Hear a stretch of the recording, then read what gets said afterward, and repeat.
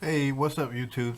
I want to do um, an instructional tutorial video on my page with regards to uh, soldering copper tubing. I'm still at the construction, and had plumbers and thing. Some people do the work, and I still have a leak. What I'm going to do for the purpose of this video, which is the tutorial, I've bust out the wall, the block wall, and I'm going to remove uh, this T, which is a 3/4 into a 1/2 inch T, um, from the 3/4 pipe here, from this 3/4 pipe, and from the 1/2 inch. I'm going to remove that and clean it up and solder it so that we get rid of this leak, which is about uh, every 2 seconds. Nonetheless, over a period of time, that's a waste of water and an expense that the homeowner doesn't need. But the reason I want to do this is because I want to show the average Joe that with a few good techniques and a few things, a little knowledge, you can do this yourself without having to call a plumber. I think the plumber is now anywhere from uh, $65 to $95 to $100 an hour to resolve this, depending on the circumstance in which you call. So I'm going to show how this can be done at a cost, of a fraction of the cost. Now, I can replace all of this new and put this in new, and it'll cost me a few dollars.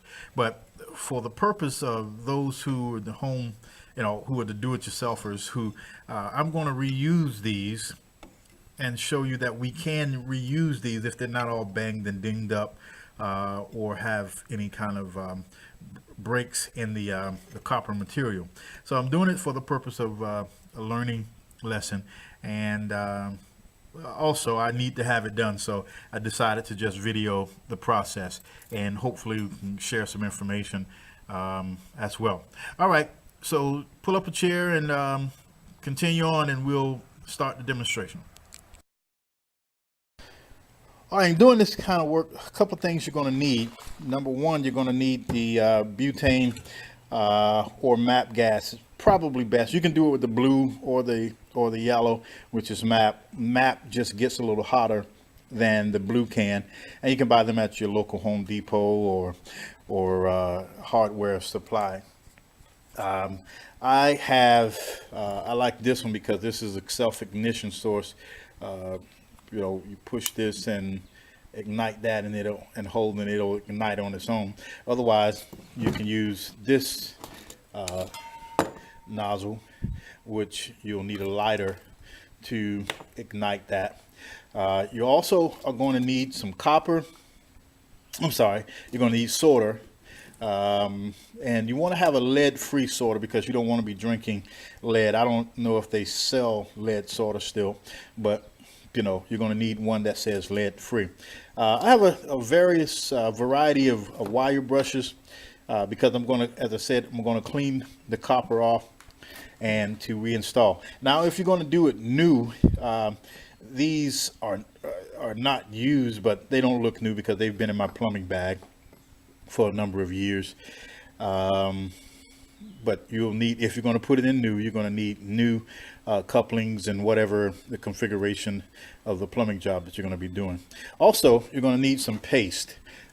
We call it paste or flux, and the flux is what draws the solder into the copper to seal it in when it's together. So you're going to need to paste everything or flux everything, and it draws, when you apply the heat, it draws the solder up between the joints and fills them, and we'll show that. Now, if you have to do any cutting, this is a Ridgid tool, and this is not an endorsement for Ridgid or anything, but just the one that I particularly have, a pipe cutter. I think this cuts up to 3/4, but you can get them in various sizes to cut the various size pipe that you're doing.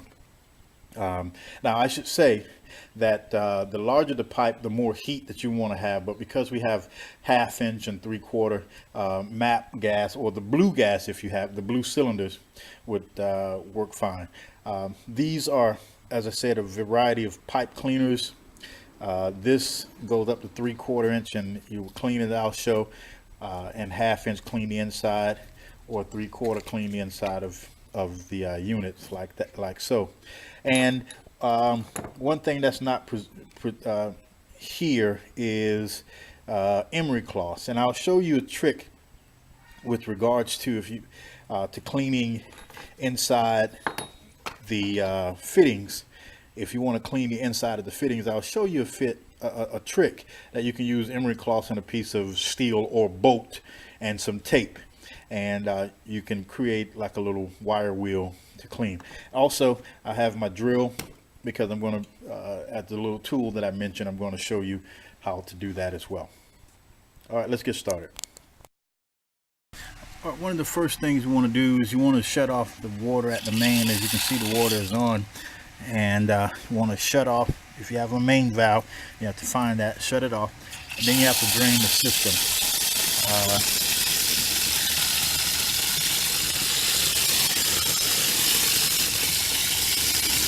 Because the system is pressurized, under pressure, water is going to run, and you have to drain the system. And then you're going to have to figure out a way to get the water pressure back.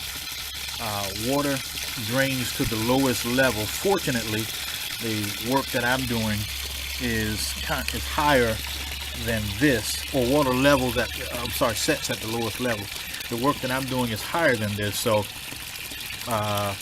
about 3 feet higher, so the water will seep down. Because when you are working with copper, if water is in the system, it will not heat up enough to break the seal to remove, because the water will cool down or keep the copper pipe cool. So you have to drain the system, allow the water to evacuate. If you have other spigots, you want to probably open up all of them so that the water will have a source plate to go to. So I'm just going to open up a few other spigots so that the system can be drained, and we'll begin to work.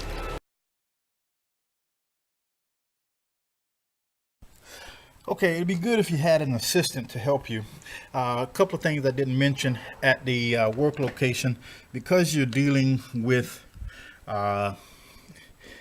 fire, you probably would like to have an assistant and someone, a second set of eyes, because as you can see back here, I have wood framing, and we don't want that to catch. And also you can see that the pressure has been released because our drip has stopped.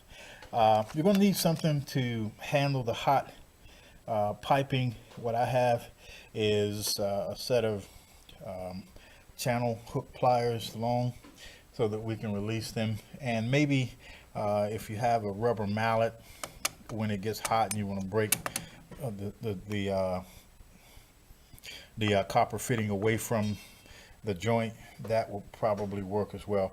But I think that this will work. So now what I'm going to do, to be very careful, because I don't have a fire extinguisher with me, but I'm going to release this joint.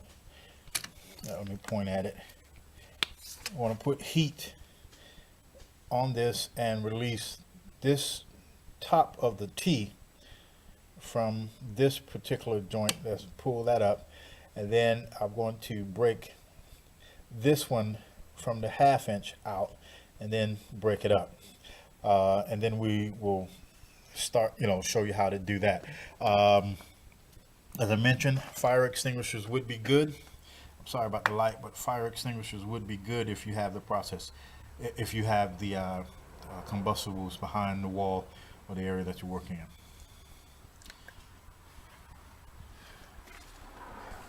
All right, I have my MAP fire. As I said, you just put it in and you see how it self-ignites. And I'm going to put the camera down, but I'll show you. This is basically what we're going to do. I want to put the camera down and I'll take it loose. But just for your knowledge, what you can do and what I've learned from the old timers in soldering and doing copper is you want to heat in the middle, and the heat, because this part is small, will distribute the heat in copper, and the hot copper transfers heat very quickly. So if you burn here, it will loosen all the joints at the same time. And you have a couple of seconds to loosen the joints before it cools down. Give you a better look. We're going to start to heat here in the middle of the T. As I said, my progression, others may have different. I'm just going to loosen the top, bang it up, then loosen the second, and then loosen the bottom. I don't have a camera stand, so I'll loosen it, and we'll see what we got after we're finished. Okay, as you can see, I've loosened the copper T from the joints, and you can see there wasn't much solder on the bottom joint there, which tells me that the plumber didn't put wax or paste there because the solder didn't draw up in there. But we'll examine it. Here they did pretty good on the 1/2 inch and on the top, but we'll examine the T, and we'll make that delineation at the table. All right, we're at the examining table. Our unit came out like this. It was setting like this. This is the top, and if we look in there, you can see it seems to have solder on all sides. But let's look at the bottom where our leak was, and this still may be hot, so that I would recommend you use pliers if you're doing this. On this side, you can see there was very little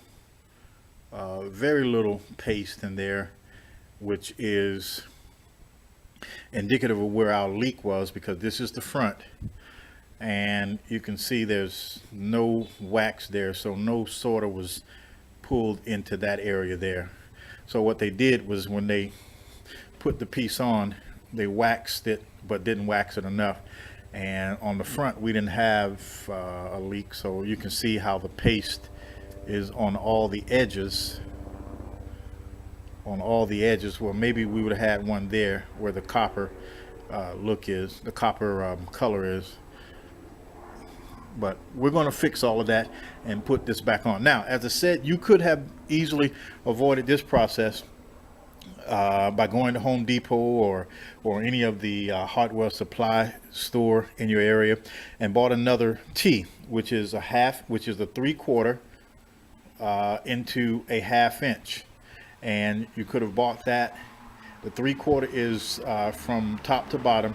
The 1/2 inch is on the left side, and just cleaned it up and put it in and installed it, and you're done. Provided you put the paste and the flux in. But we're going to clean this up, and I'm going to show you a trick to save a few dollars. Not much, but just because of this tutorial and the lessons, use this as a case study, we're going to show you how you can do this without having to spend it, provided this unit is not all banged up, and it doesn't appear to be all banged up, and it's discolored because of the heat. But when we finish it, you'll see that the copper coloring is still on the bottom.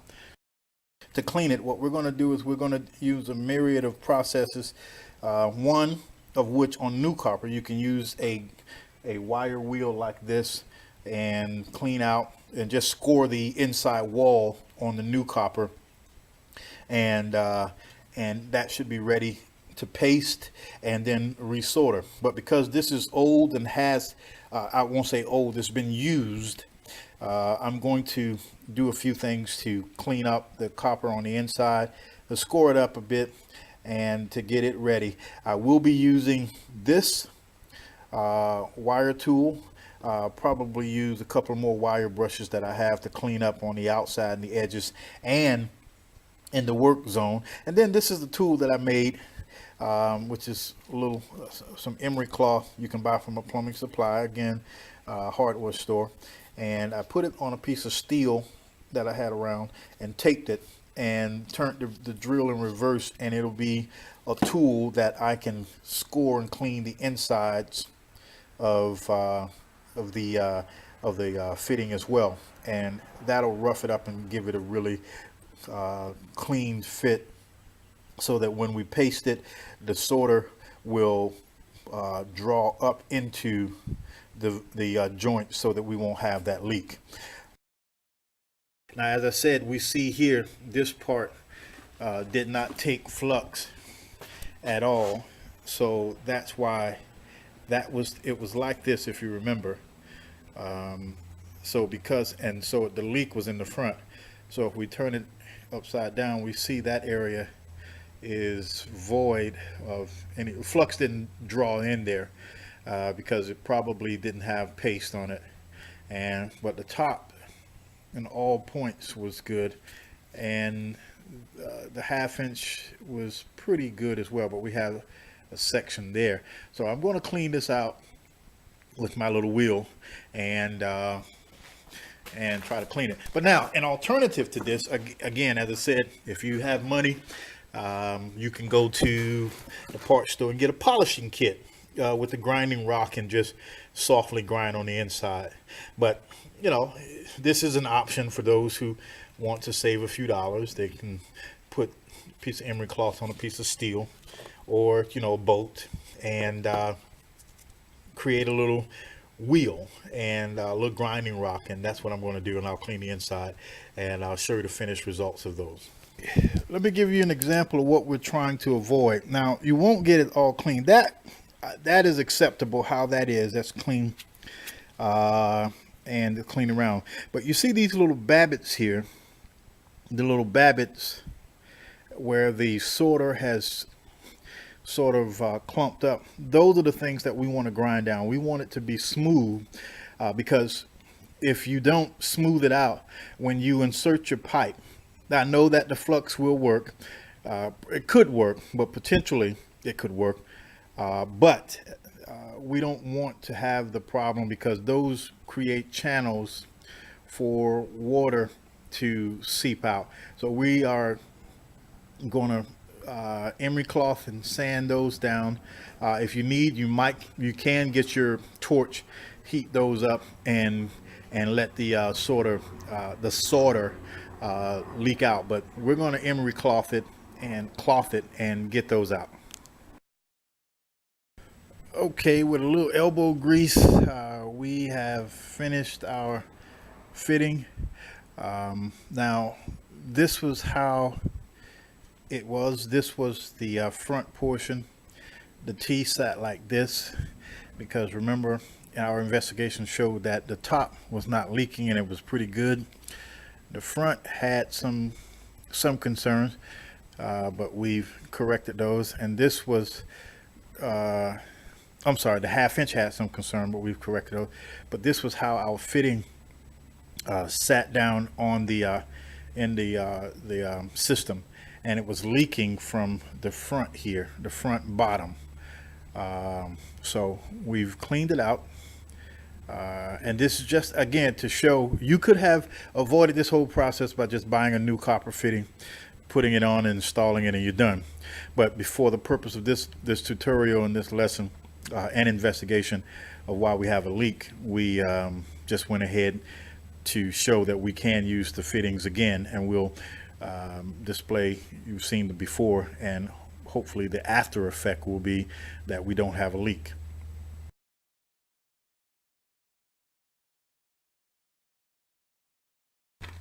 Okay, we're at our work site, and I'll turn the light on so we can see.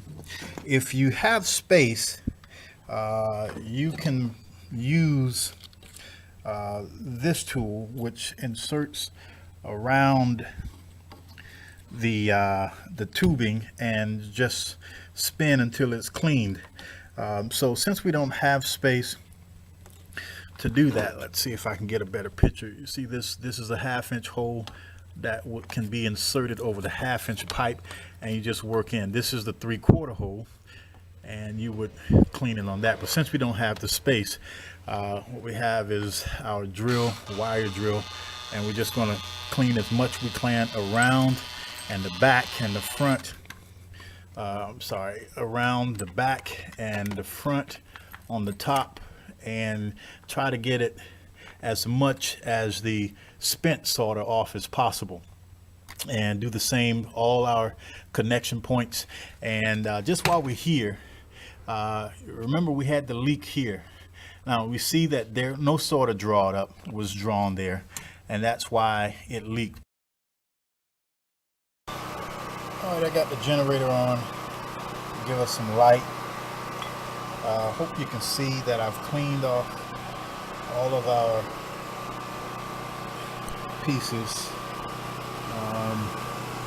The 1/2-inch we've cleaned, and the 3/4 top portion we've cleaned, and the 3/4 bottom.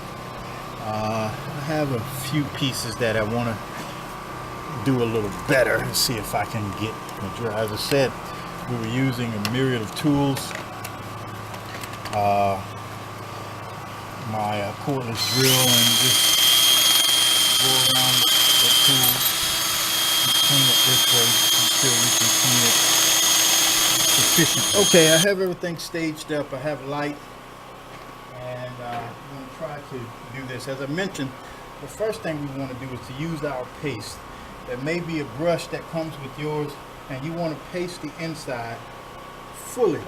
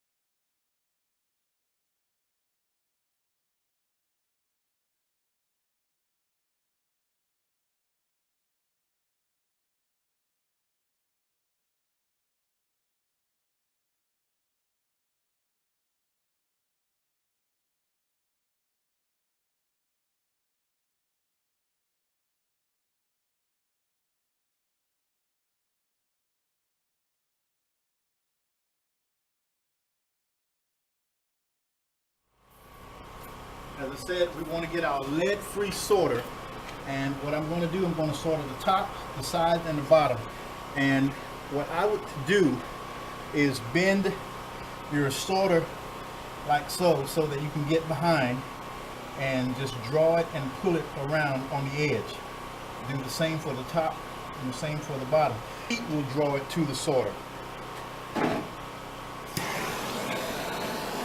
Be careful about your wood or combustibles in the back.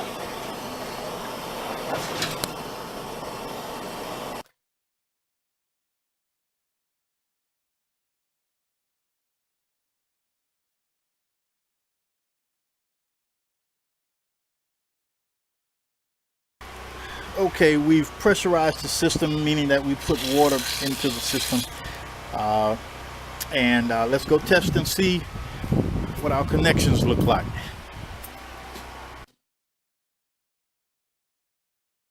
Our light. Okay, as you can see, there are no leaks. Remember, we had the leak running down the front, and we have no leaks in the system, so I'm satisfied with the work using or reusing the same equipment or pieces, connection joints that were leaking.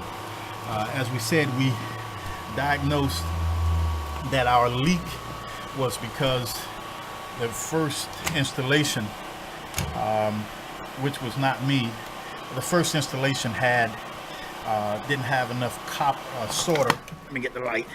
Didn't have enough solder or wax or paste or flux to draw the solder into the front. So we got that leak because of that. So we corrected that by cleaning the units and putting the paste inside the joints. And then when we soldered, started from the back and worked our way to the front, the solder, the paste and the heat will draw the solder to the heat source. That's why I recommended that you warm at the center, because that's the point that is common between all three connections. You warm it at the center, and when you put the solder in, the solder draws down to the heat or up to the heat, or from side to side to the heat. So we started from the back and soldered to the front. The bottom is soldered to the front, the back soldered around, and the back and soldered around, and that drew the solder into all of the scores that we made and around to the heat, the point of heat. And now the result is we have a perfectly joined copper connection with no leaks. Now I know that it doesn't look professional because of all of this, the run. That's because I put extra solder on it. I just wanted to make sure that you who are watching would just do that. But this is the wall, this is inside a wall. This is not going to be something that's on display for guests or whatever, and the results are the same as though that of a professional. No leaks. That's what you want to do. So you, with a little practice, can solder and connect copper joints together and get a professional result, which is no leaks. I thank you for watching. I'm glad that I had the opportunity to show you. Subscribe and comment. Have a great day.